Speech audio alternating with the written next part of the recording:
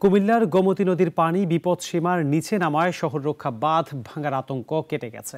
বিভিন্ন উপজেলায় পানিও কমতে শুরু করেছে। তবে খাদ্য সংকট ও নানা রোগে আক্রান্ত হচ্ছে বন্যা কবলিত এলাকার মানুষ। বাড়ছে স্বাস্থ্য ঝুঁকি। কুমিল্লার পালপাড়া এলাকা থেকে সেখানকার সবশেষ খবর জানিয়েছেন প্রতিনিধি দেলওয়ার হোসাইন আকাইত। কুমিল্লা গোমতী নদীর পানি বিপদসীমার নিচে নামায় শহর রক্ষা বাঁধ ভাঙার আতঙ্ক কেটে গেছে নগরবাসীর। এদিকে বুড়িচং, বাউনপাড়া, 14 গ্রাম, লাকসাম, মনোরগঞ্জ, হুমনা, তিতাস সহ বিভিন্ন উপজেলার পানি নামতে শুরু করেছে।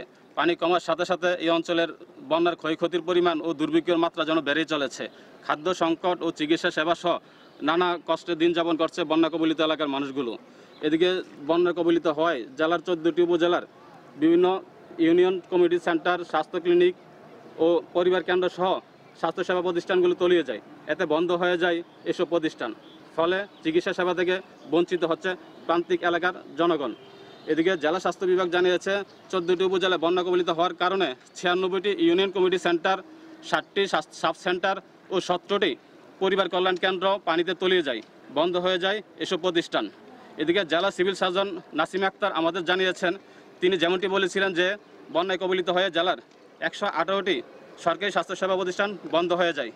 এতে চিকিৎসা সেবা ব্যাহত হচ্ছে। তবে বিকল্প পর্যায়ে তারা বিভিন্ন আশ্রয় কেন্দ্র সহ বিভিন্ন এলাকায় তারা চিকিৎসা সেবা দিয়ে যাচ্ছে। এতে কুমিল্লার 208টি স্বাস্থ্যসেবা ওই বন্যা কবলিত এলাকায় কাজ করছে। এ ছিল কুমিল্লার সর্বশেষ তথ্য।